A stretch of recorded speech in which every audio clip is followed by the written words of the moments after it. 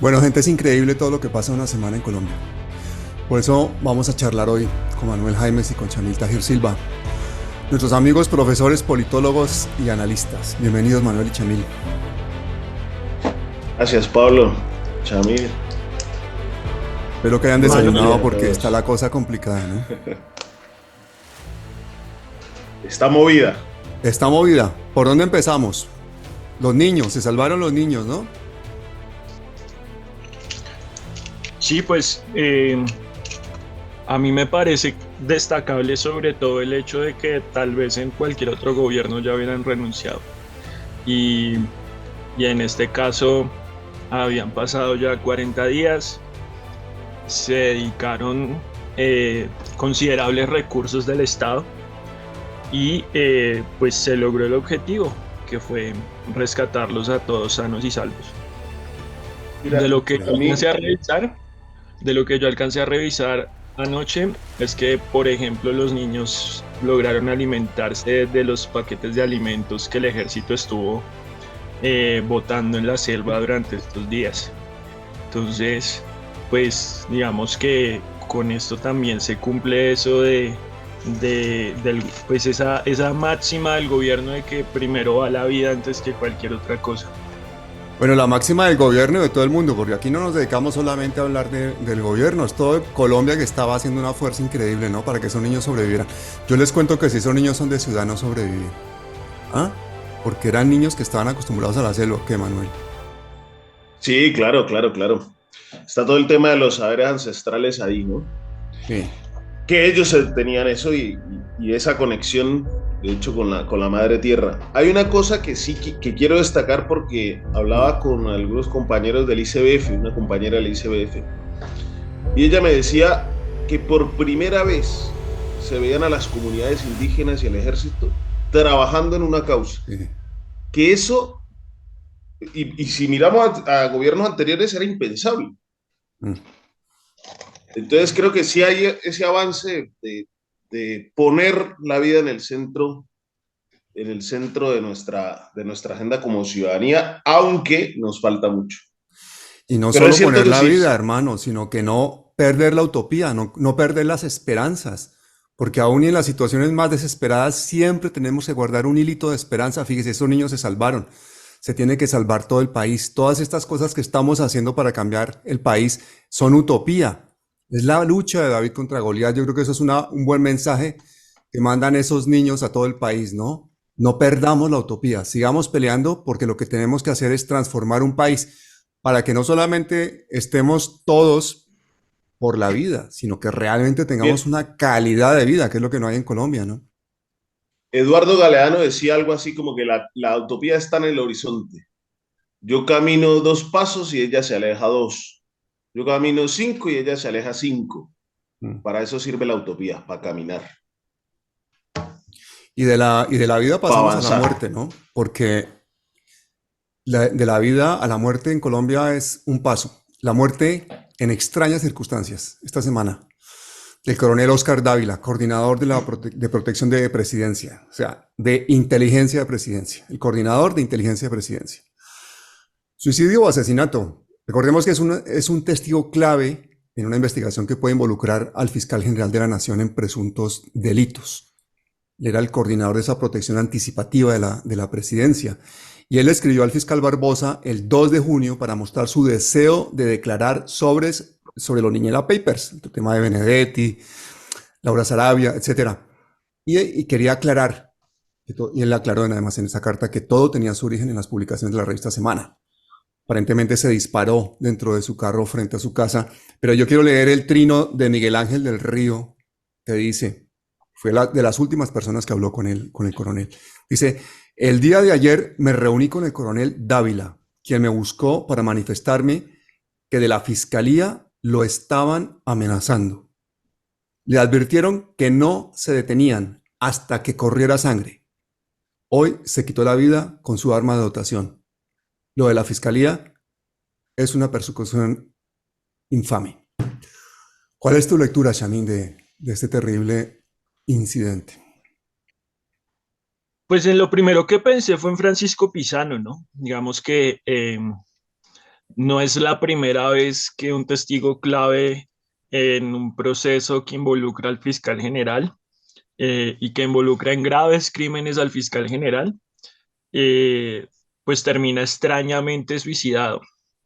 Y si la gente que nos está viendo recuerda, apareció de manera muy conveniente una botella con cianuro en el escritorio de Pisano y precisamente también terminó su hijo asesinado porque bebió de la misma botella.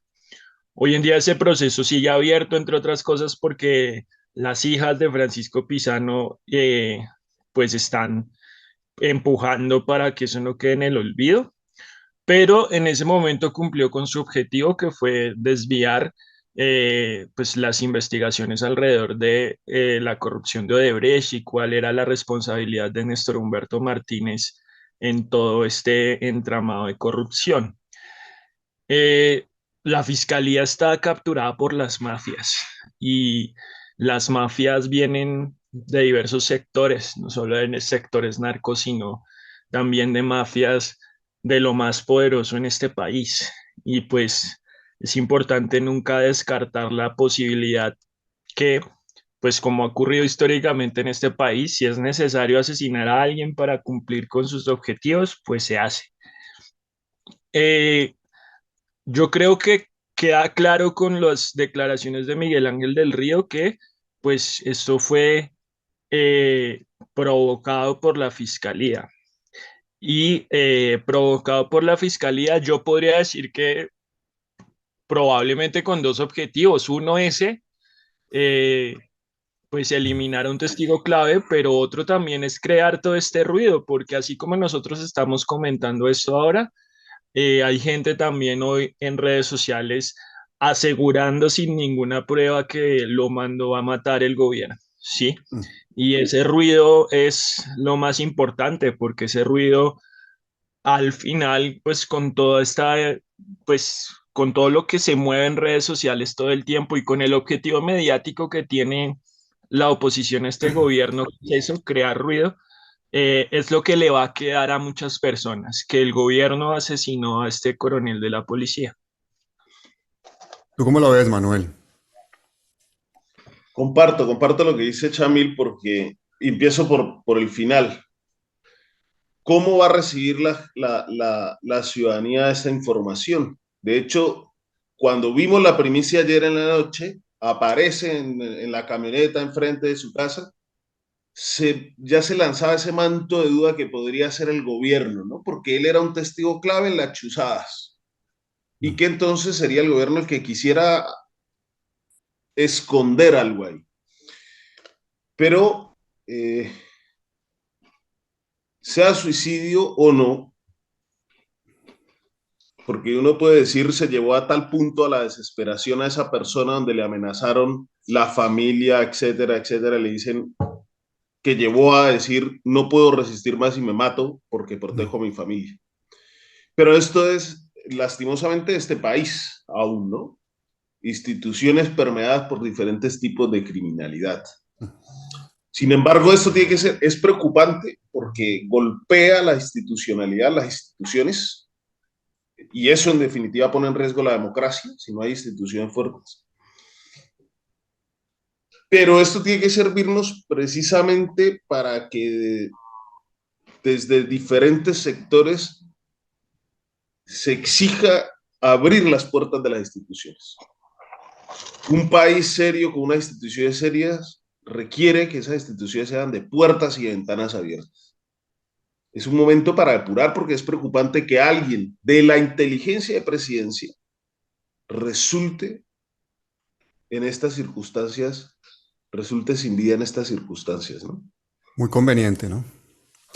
Y ahora que tú dices de abrir las puertas de la fiscalía y esas peticiones de la población, esta semana Gonzalo Guillén hizo una petición a la vicefiscal Mancera para que le entreguen copia de la información que tuvieron que darle, que tendrían que haberle dado al presidente sobre las actividades del Clan del Golfo. Es que el fiscal sigue reticente a entregar todo ese tipo de información, en la cual hay que declarar responsabilidades y hay que pensar una vez más que la investigación de Gonzalo Guillén es una de las cosas más graves que puede haber sucedido en Colombia en los últimos años. Documentación que compromete a la Fiscalía General de la Nación en crímenes del Clan del Golfo por omisión, por no haberse anticipado, con listados, con documentos, con DNIs, con toda clase de localización de personas que han sido asesinadas, cientos de personas asesinadas por la banda criminal más grande de Colombia. Esa me parece una de las cosas más graves. Vamos a ver qué pasa con ese derecho de petición.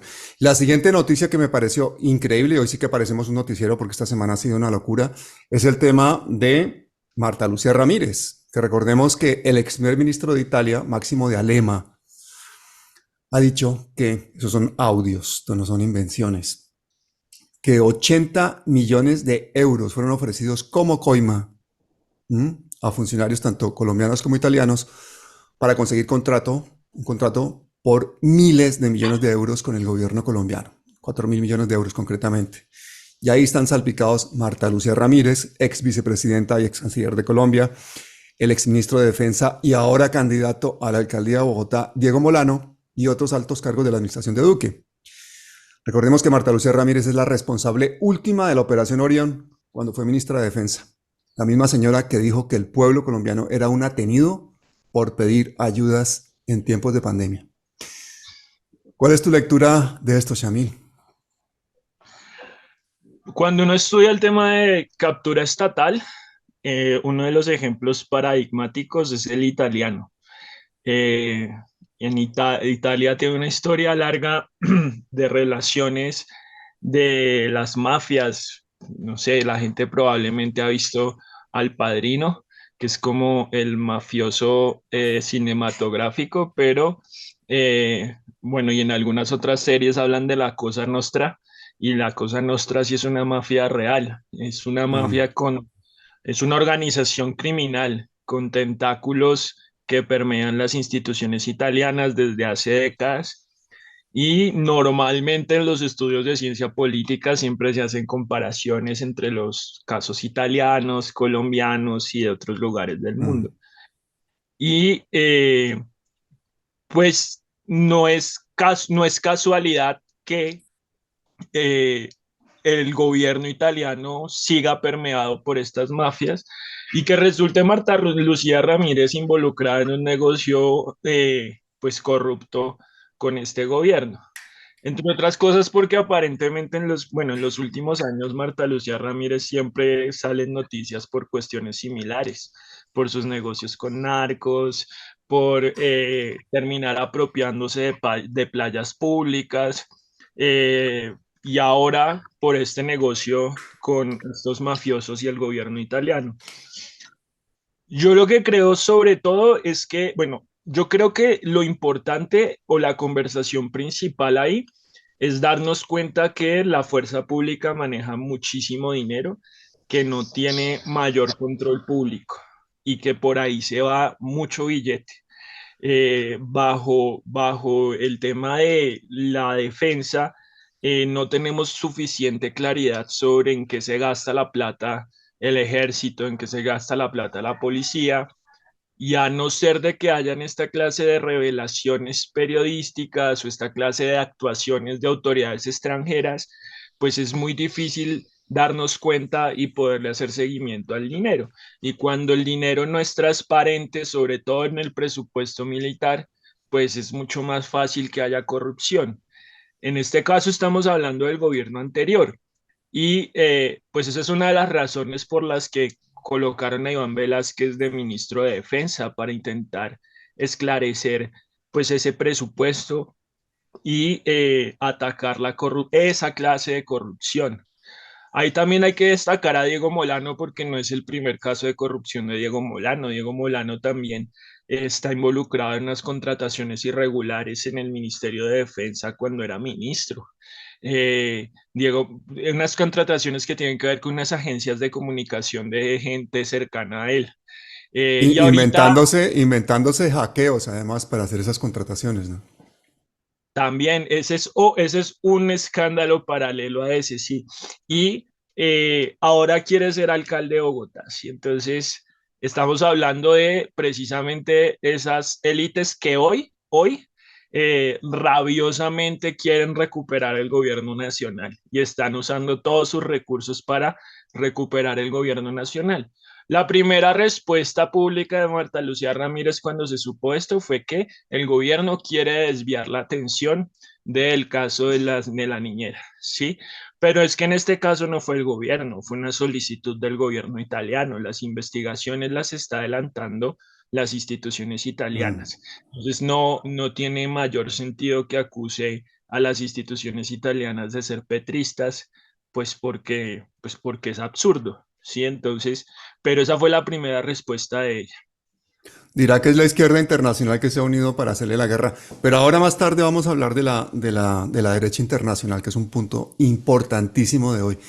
Bueno, Manuel, ¿y cuál es tu valoración de esta posible trama de corrupción con esos dineros de defensa que recordemos Colombia es uno de los países con el gasto militar más alto del continente? Para el tamaño de su población es el segundo más alto después de Estados Unidos, pero en Latinoamérica somos campeones y somos campeones con 40 billones de pesos al año. Buena parte de ese presupuesto, como decía Shamil, es oscuro. Muchos de ellos está incluso en otros ministerios bajo partidas de investigación. Es decir, es un dinero difícil de tracear, difícil de controlar. Es una industria de guerra, es una industria militarista en la que no solamente se tiene la facilidad de recurrir a las excusas de la seguridad nacional para no contar qué es lo que se hace con ese dinero, sino que se puede hacer prácticamente un gasto ilimitado. Cuéntame, Manuel, entonces, ¿cuál es tu valoración de esta posible trama de corrupción? No, lo que vimos fue mafia con mafia.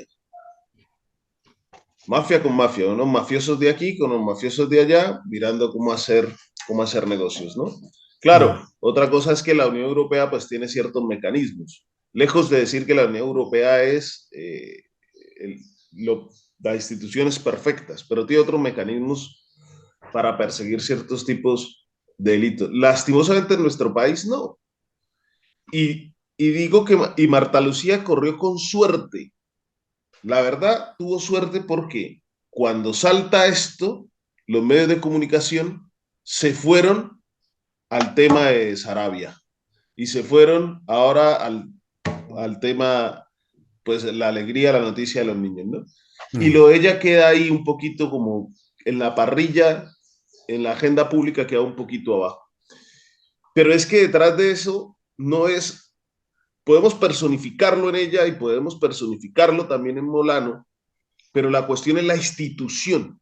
Y esto sí es gravísimo, porque no solamente con el enemigo interno y con los temas de seguridad nacional, se han perdido, se han llenado los bolsillos unos cuantos contratistas militares y militares, etcétera, etcétera, sino que con esa misma excusa se han hecho auténticas barbaridades en nuestro país. Es que los mal llamados falsos positivos, ¿no? ¿Qué fueron? Entonces, con esa excusa se pierde una gran cantidad de recurso económico, pero se han cometido barbaridades en el país. Y eso es lo que hay que parar. Eso es lo que hay que parar. Marta Lucía es una exponente de ese discurso militarista y de esa mafia que ha copado las instituciones. Uno de los exponentes. Molano será otro de los exponentes. Pero todavía está la cabeza, el patrón, el capo, andando por ahí, ¿no? Que es el que creó el uribismo en torno a él.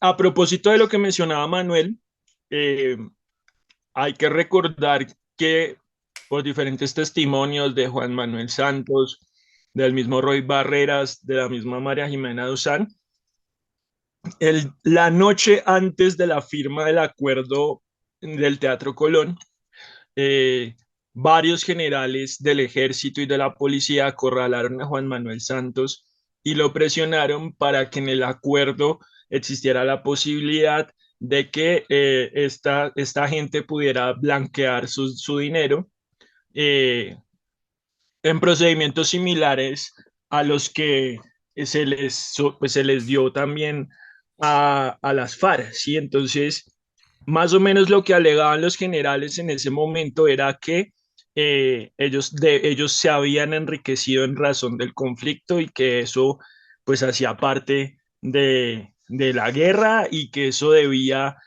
y que el acuerdo les debía facilitar la posibilidad de quedarse con esos dineros. Y María Jimena Duzán en el libro que escribió sobre el tema y también Roy Barreras en algunas entrevistas, pues dijo que afortunadamente Juan Manuel Santos se paró duro y les dijo que eso no era posible, que eso no era una posibilidad.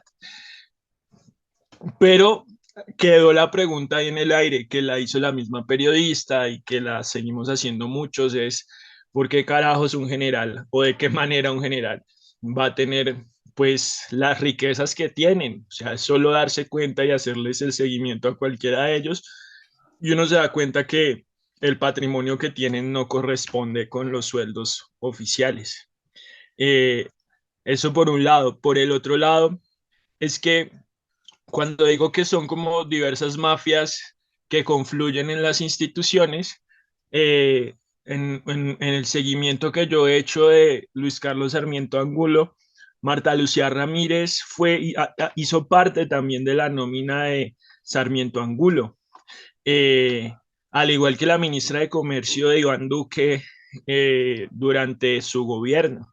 Entonces ahí son intereses mafiosos e intereses corporativos que confluyen y que terminan, digamos, teniendo estos puntos de escape en estas tramas de corrupción. Ahí confluyen muchísimos intereses. Oiga, en estos días ustedes dos hicieron columnas muy buenas sobre el tema del golpe blando.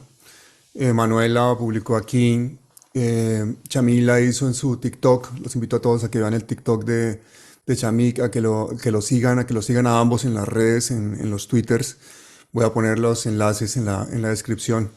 Me gustaría saber de forma resumida cuál es la conclusión de ustedes dos en cuanto al golpe blando que se está haciendo en Colombia por parte de la derecha al gobierno de Petro, el respaldo de la izquierda internacional y cómo ven ustedes que puede evolucionar este golpe blando en los próximos meses.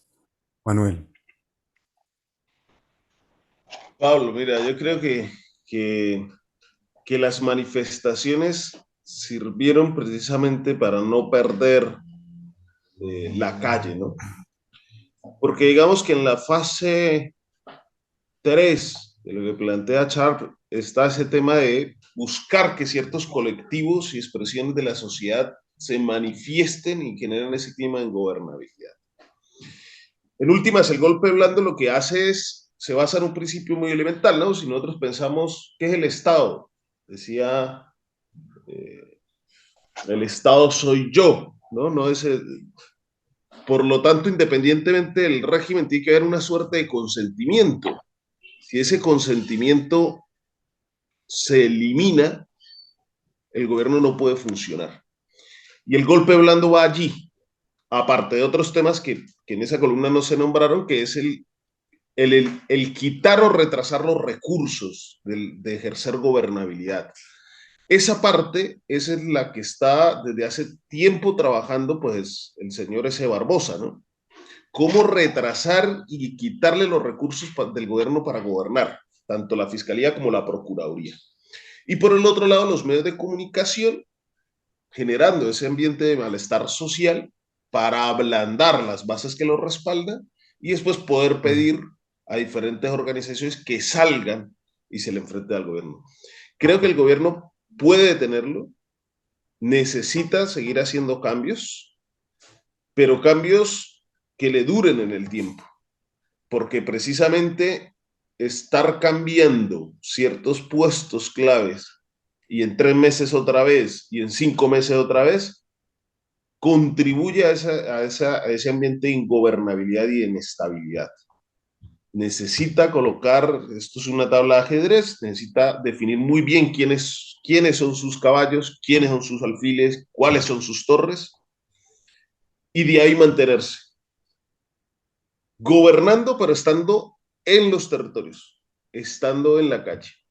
Creo que la jugada de atacarlo tan de frente le salió un poco mal a los grandes medios de comunicación, ¿no? Porque ya la gente dijo, oiga, sí, vienen por el presidente. vienen por el gobierno del cambio. Nosotros votamos por esto y no vamos a dejar que lo quiten tan rápido. Manuel, pero se les olvidaron a esos grandes medios de comunicación que ahora cada colombiano es un reportero. Ahora cada colombiano que tiene un celular en una calle ha registrado una escena violenta, ha registrado un crimen o puede hacer una protesta o quiere hacer un monólogo, lo puede hacer. De hecho, este mismo canal es un buen ejemplo de esto. El canal Claro, prácticamente nació y creció en las protestas sociales y es una expresión ciudadana. A nosotros nos han censurado varios vídeos en el canal, pero debido a temas que tienen que ver con nuestros vecinos del norte y con los temas propios de Juliana Sánchez, cosas de ese estilo que son otros intereses, pero dentro del territorio nacional yo todavía no creo que hayamos tenido una censura importante y los ciudadanos se han dado cuenta de esto y están utilizando furiosamente las redes, ¿no? eso es lo importante.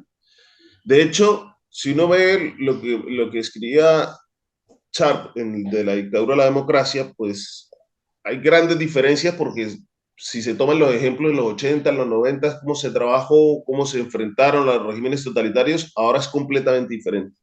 Y una de las cuestiones que contribuyen en efecto a ser vigilantes de la democracia y a que los demócratas y el progresismo avance es romper con ese monopolio de los grandes medios de comunicación. Pero yo creo que hay que llevarlo un poquito más allá, porque, bueno, los medios de comunicación, ahí hay un código ético de la UNESCO que es bastante interesante, que estoy seguro muchísimos de los que trabajan en medios de comunicación, pues son periodistas, no lo conocen, ¿no? Porque responden a intereses económicos y políticos específicos. Se puede de la institucionalidad tener una ley alrededor bastante fuerte que meta en cintura esto, pero sobre todo, lo más importante, la ciudadanía empoderada haciendo esto que se está haciendo aquí, hablando, rompiendo ese monopolio del relato que han tenido los grandes medios de comunicación. Que mire que en el caso de Sarabia es tan evidente que Laura Sarabia pasa de la noche a la mañana de ser nadie, una muchacha que no parte un plato, andando al lado del presidente, a ser una muchacha que era la segunda mujer más importante, poderosa del país, y ahora resulta que pasó de la niña buena que no parte un plato, que no habla, a romper toda la vajilla. Y eso es producto de los medios de comunicación, no de otra cosa. Y ella cayó, ella mordió el anzuelo, fue presa de su ego, se lo creyó, y a partir de que la inflaron, entonces se creó todo este escándalo, ¿no? Shamil, y la izquierda internacional creo que también ha tenido un consenso respecto a este golpe blando que estaba sucediendo en Colombia, ¿no? ¿Sabes algo al respecto? Sí, hubo una carta de apoyo precisamente el día de las movilizaciones de más de 400 líderes de todo el mundo, eh, de algo que se llama, bueno, en español sería como Progresistas Internacional, la Internacional Progresista, que de hecho se configuró a partir de una serie de golpes blandos en Latinoamérica y de dificultades que tuvieron algunos gobiernos progresistas como el de Grecia, el de Syriza en Grecia y dificultades que tuvieron también muchísimos partidos de izquierda para llegar al poder como o líderes como Jeremy Corbyn en Inglaterra.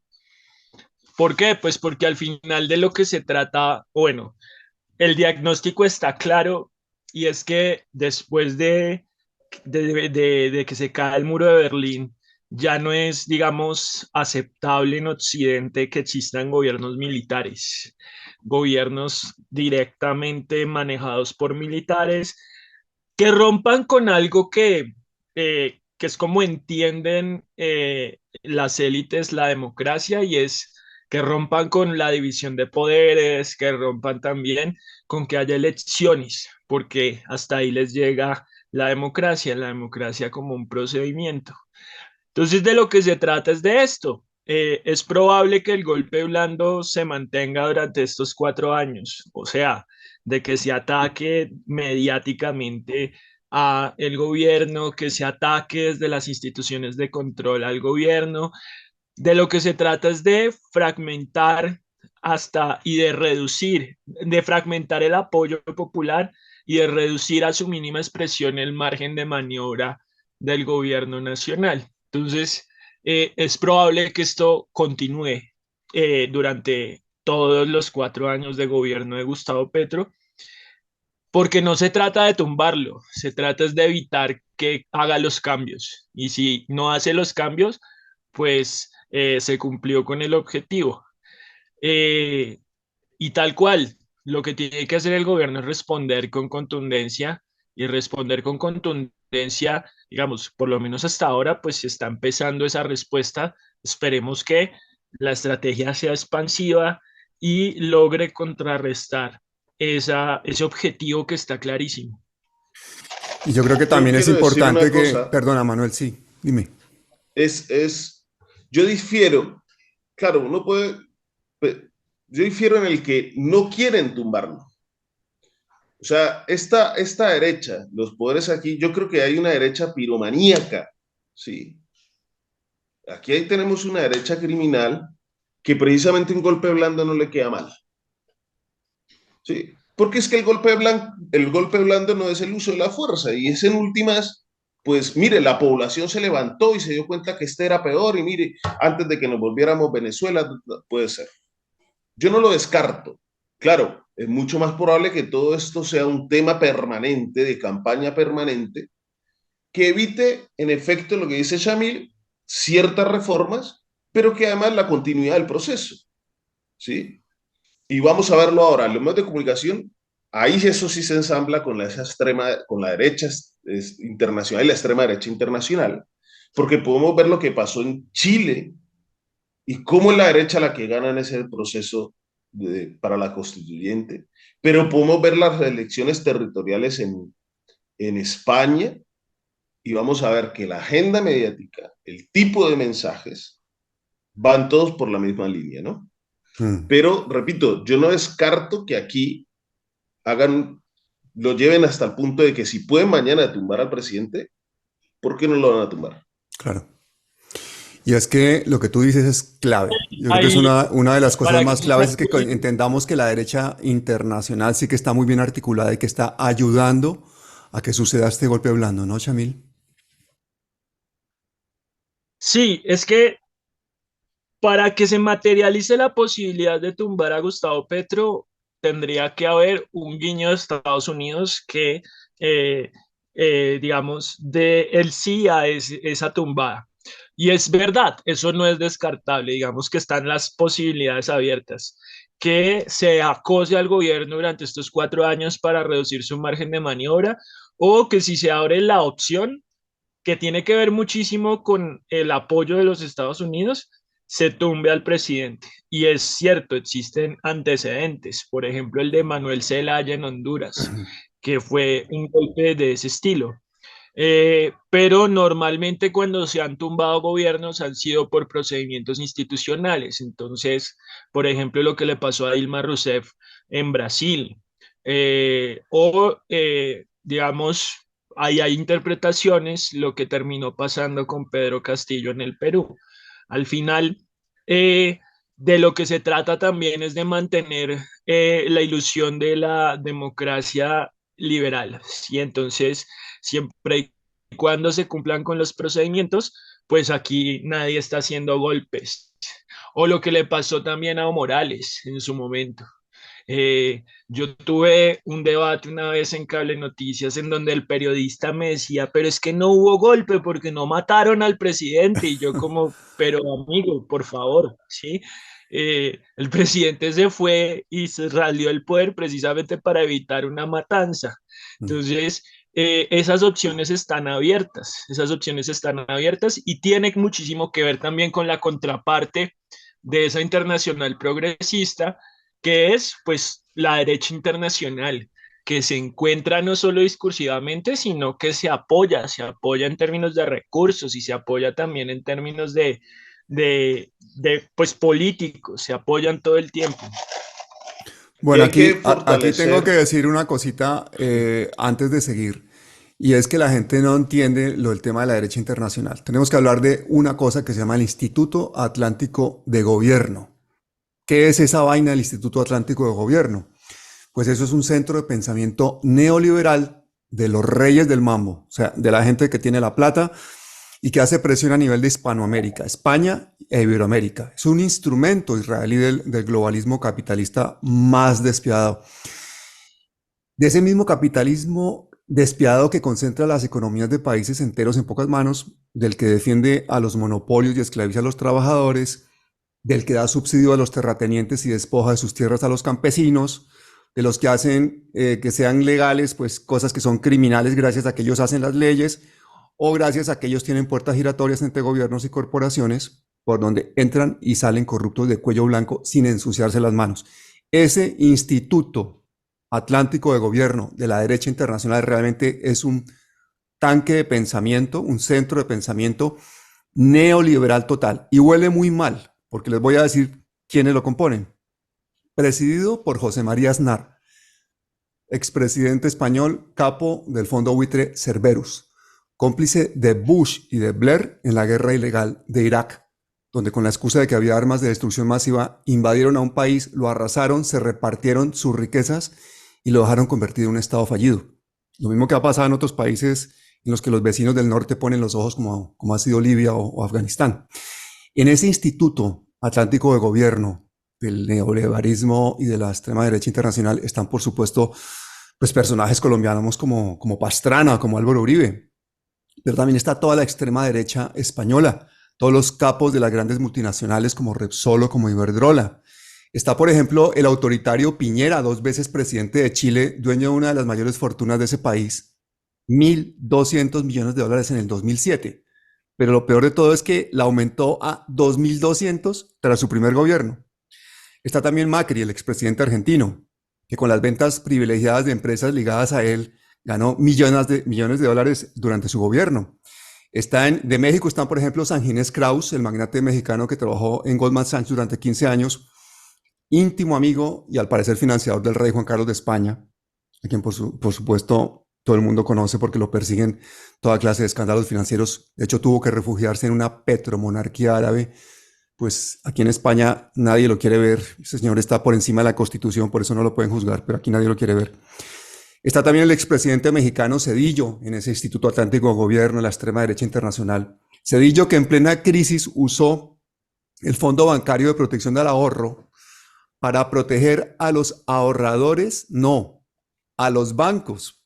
Con ese rescate a los bancos con dinero público, los mexicanos van a estar endeudados hasta el año 2070. En esa jugada, Zedillo salvó a los bancos amigos de la quiebra y los dueños de esos bancos utilizaron incluso recursos de ese préstamo para hacer préstamos millonarios a sus propias empresas. Eso pasó, por ejemplo, con el dueño del Banpaís, Ángel Rodríguez, que se autoprestó $800 millones en plena crisis. Zedillo también está relacionado con fortalecer grupos paramilitares, como el que realizó la matanza de Acteal en Chiapas, donde 45 indígenas fueron asesinados, la mayoría mujeres y niños. ¿Quién más está en el Instituto Atlántico de Gobierno? Está el presidente mexicano Felipe Calderón, salpicado en numerosos casos de corrupción como el de Odebrecht, al igual que otros expresidentes mexicanos como Peña Nieto y Carlos Salinas también están con Odebrecht.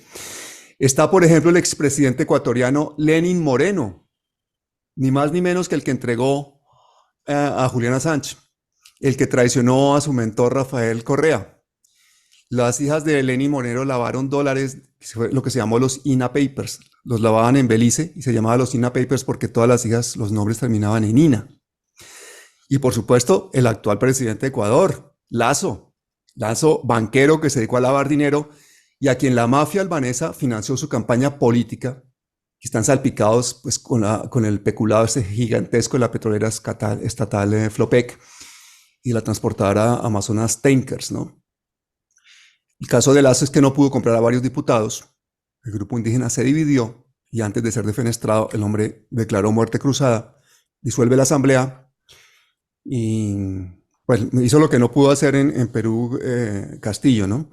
Ecuador en este momento está en una crisis terrible, es un país dolarizado, pero está en un declive económico y social brutal, con la economía colapsada, el reinado del narco, hay veces en los que en Ecuador hay más homicidios que en México o en Colombia, y ahora parece que el que elija Correa va a ser el presidente. Pero sigamos con el Instituto Atlántico de Gobierno. Está también el Nobel peruano Mario Vargas Llosa, que con los años se ha hecho más intolerante y más clasista. Este escritor ya apareció en los papeles de Panamá, los Panama Papers, y figura ahora en los Pandora Papers como director de una compañía con sede en un paraíso fiscal, ¿no? Ese es un caso típico, el de Mario Vargas Llosa, representativo de toda esta gente de la extrema derecha, que son propagadores y propagandistas de este sistema capitalista y de sus doctrinas neoliberales, pero recurren a procedimientos ilegales y fraudulentos y mafiosos para evadir impuestos. Eso sí, defienden la libertad y se llaman libertarios, pero libertad es para delinquir, para meterle mano a los dineros públicos vía evasión de impuestos. Son un círculo de especuladores, capitalistas, banqueros, artistas, inversores y deportistas que cada año evaden en el mundo entero 200.000 millones de dólares y ocultan entre 20 y 30 billones de dólares en activos libres de impuestos. Esos privilegios son los que defiende la extrema derecha a nivel internacional. ¿Qué defiende la izquierda internacional? Defiende principios, se pelea por principios, y entonces cuando vemos a una derecha totalmente cohesionada con todo el poder y una izquierda dividida que parece que solamente se reúne para pelear. Los Pandora Papers, porque hay gente que está preguntando qué son los Pandora Papers, es una investigación periodística en la que participaron 150 medios de 117 países.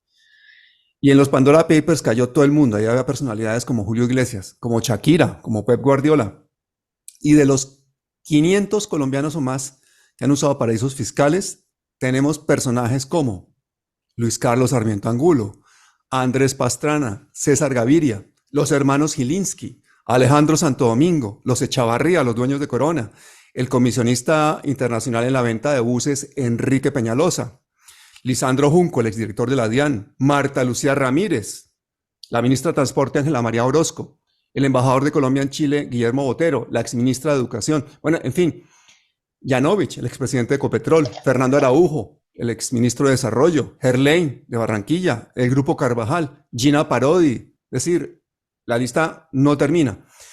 Y todos estos evasores de impuestos, muchos de ellos, pues a veces, sin ser declaradamente de extrema derecha, pues a veces guardan un conveniente silencio, como es el caso de Shakira, a quien la fiscalía aquí en España le pidió 8 años de prisión por haber defraudado 14,5 millones de euros. Está acusada de 6 delitos, 3 de ellos relacionados con el fraude al impuesto de patrimonio, solamente en 2 años, entre 2012 y 2014.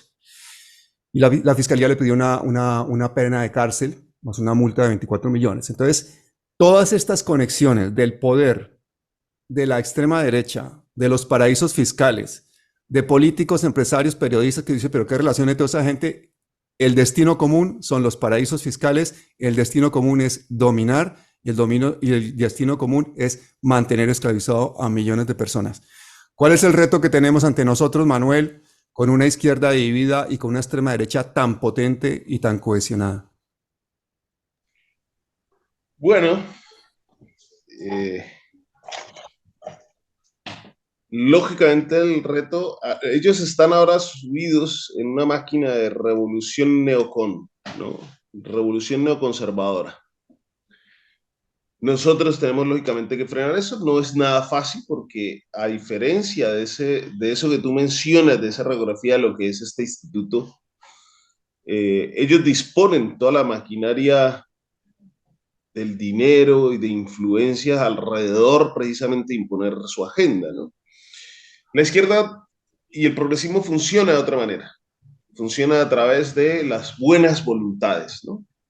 Y se centra mucho más en las ideas y en la gente. Y esto no, mira, ahora te faltó una cosa en el Consejo Consultivo de ese instituto, porque está Iván Duque, Andrés Pastrana y Álvaro Uribe Vélez Sí. en el Consejo Consultivo. ¿Qué los junta a ellos? La idea del mercado, la idea del negocio por el negocio. Y eso que tú mencionabas muy bien, que es el clasismo. Ellos entrarían a ser parte de una élite que respalda a los Estados Unidos como ese gran imperio defensor de la paz y la democracia. Viene de los neocons estadounidenses y ellos son sus fichas en América Latina. La izquierda del progresismo tiene que reunirse, pero reunirse a definir agendas muy, muy claras. Pero es un paso nosotros evidenciar que estos señores se siguen reuniendo y dan otra vuelta de tuerca. porque esto ya no es la FAES, que era el instituto, es el Instituto de Pensamiento del PP, que también lo tuvo a cargo José María Aznar, sino que al ver José María Aznar, por ejemplo, cómo se va desplazando la opinión pública, aparece un actor más a la derecha tan peligroso como Vox. Ellos reaccionan para ser ellos los que logren capitalizar ese movimiento pendular a la derecha. Uno de los pasos que tenemos que dar el desafío es, lógicamente, pararlos, porque son unos, no se salva ninguno. Es que miremos Mauricio Macri, ¿no? Miremos a Sebastián Piñera, Vargas Llosa, Duque, Calderón, Aznar, o sea, lo que tenemos ahí es gente de verdad bastante peligrosa, todos involucrados con algún tipo de escándalos, uno más que el otro, ¿no? Con temas de crímenes. Es que incluso José María Aznar, recordemos cómo intentó maquillar el tema del atentado del 11M allí en España, para capitalizarlo políticamente diciendo que era la ETA y no el tema internacional, etcétera, etcétera. Pararlo es un desafío, pero lo primero es identificarlos muy bien. Son unos señores que se creen nobleza élite global y que por lo tanto no responden más que a sus intereses individuales y unos intereses de clase.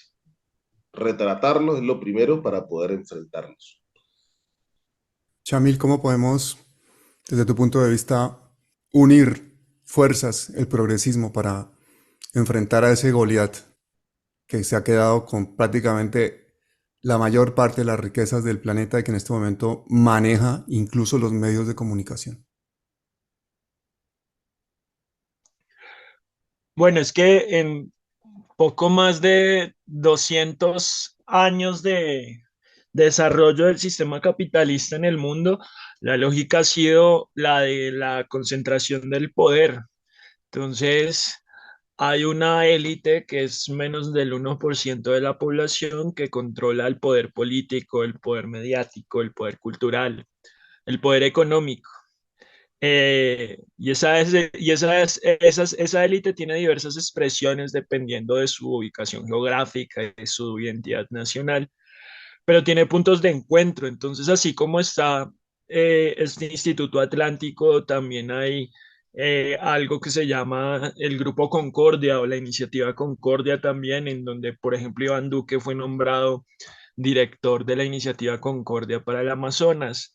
Eh, Hay universidades también, entonces no solo tienen a los medios, sino también a las universidades, tienen la financiación a través de los bancos y así es muchísimo más fácil encontrarse en diversos espacios, compartir también ideas y compartir también iniciativas discursivas.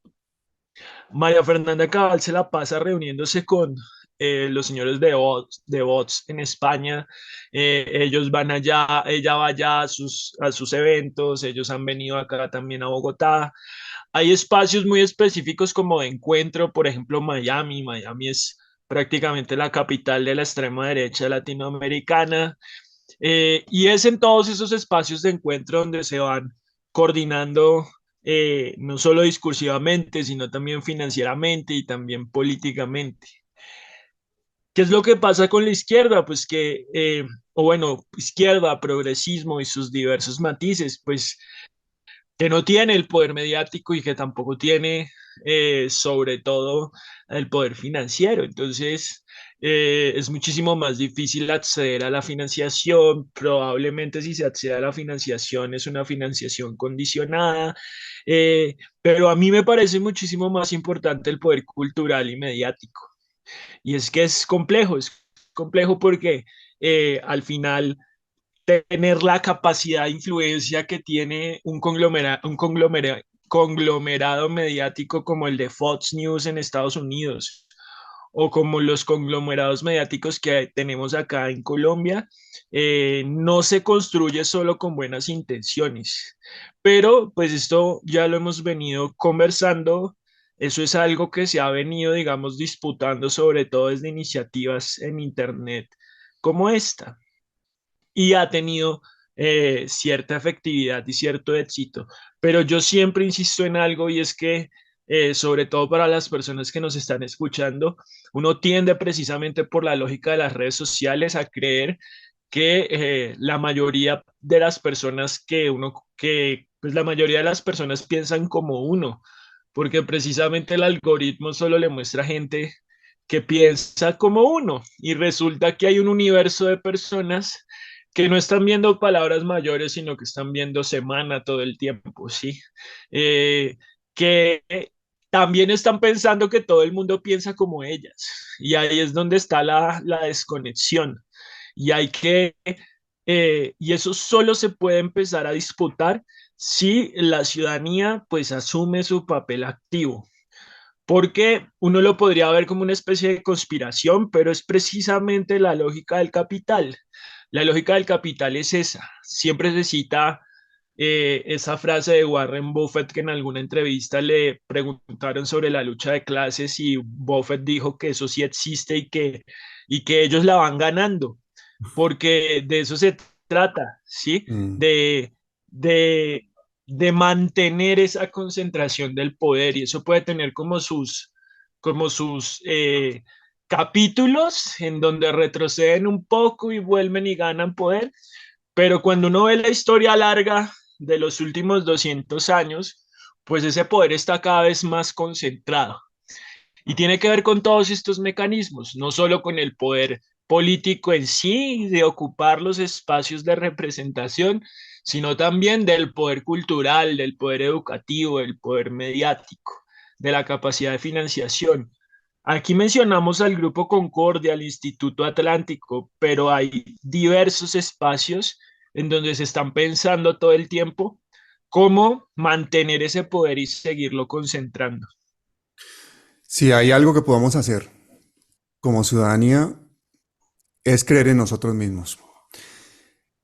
Este canal lo ven en este momento, los últimos 28 días lo han visto 1.700.000 personas. Hay 1.700.000 visualizaciones. El 90% de ellas son en territorio colombiano. Este canal empezó con 2 visualizaciones y con 2 suscriptores. Entonces no nos demos por vencido, igual que aparecieron los niños. Suscríbanse, compartan los vídeos, pongamos los algoritmos a funcionar. Como decía el otro día Chamil, me decía, pongamos los algoritmos a funcionar a nuestro favor. Así como ustedes cuando están mirando, por ejemplo, en Google porque quieren comprarse una chaqueta de cuero y al día siguiente le empiezan a mandar anuncios y vainas de chaquetas de cuero y de cosas relacionadas con chaquetas de cuero, motos, conciertos de rock, no sé qué tal, ese es el algoritmo funcionando.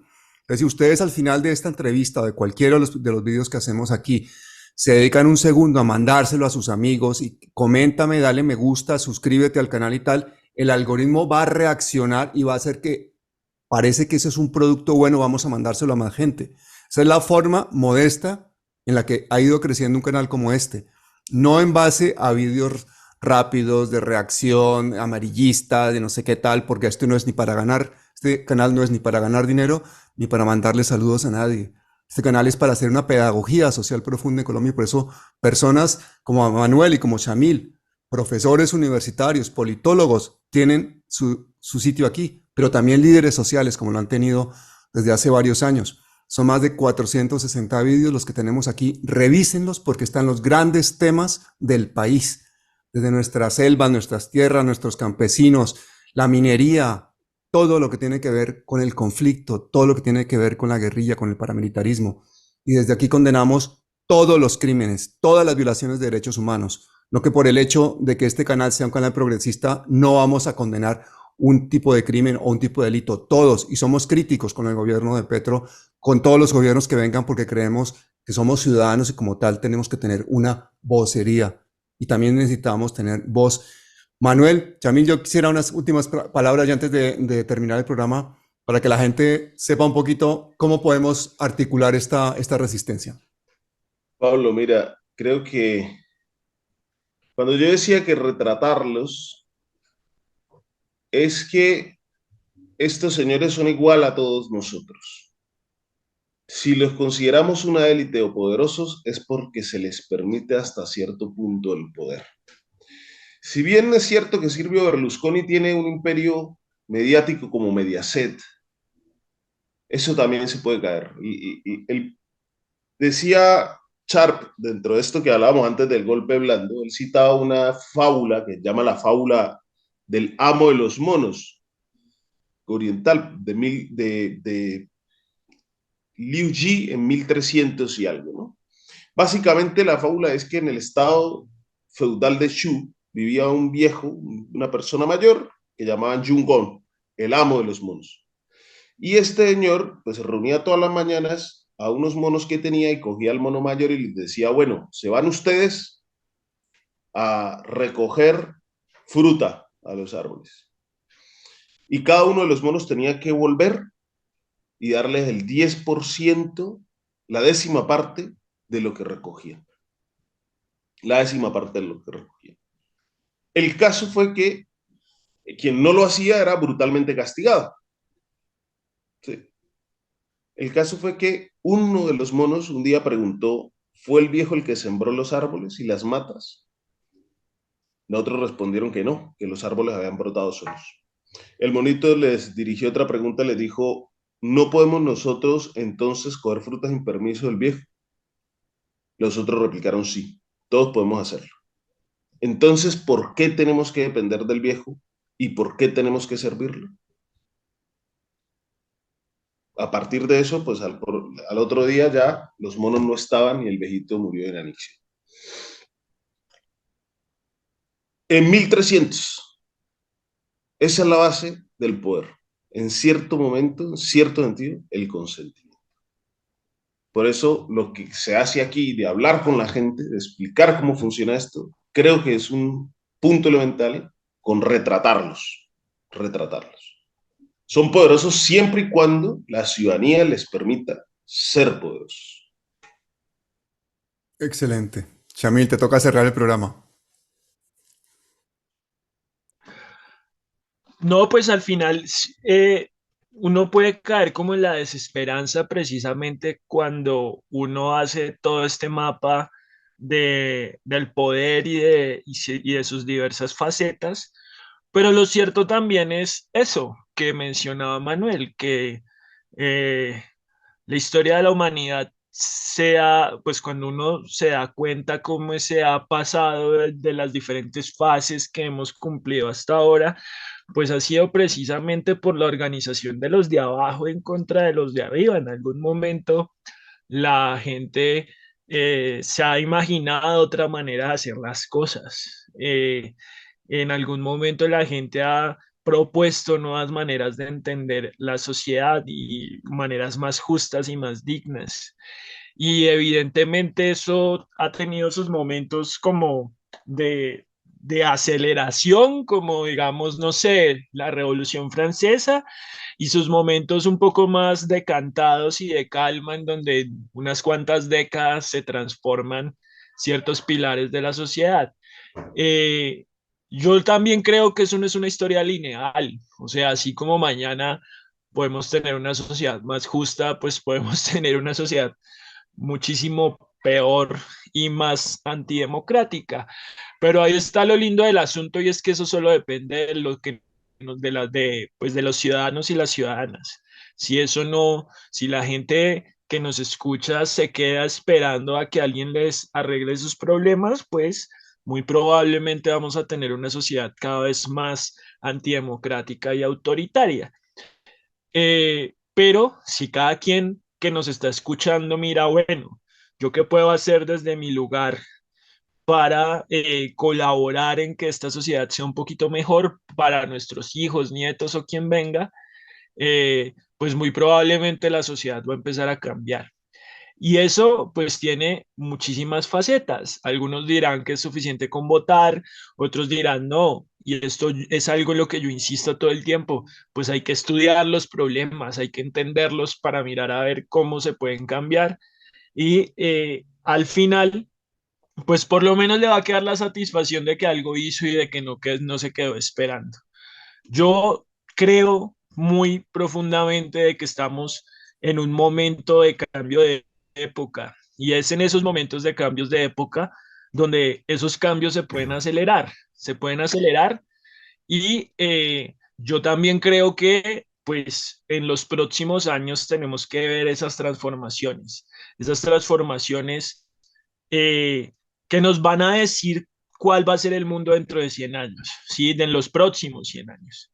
Y depende de cada quien y pues por lo menos desde nuestra parte estamos intentando hacer la pedagogía necesaria para que esos cambios se puedan dinamizar. Y cambios que son posibles. Aparecieron los niños contra todo pronóstico.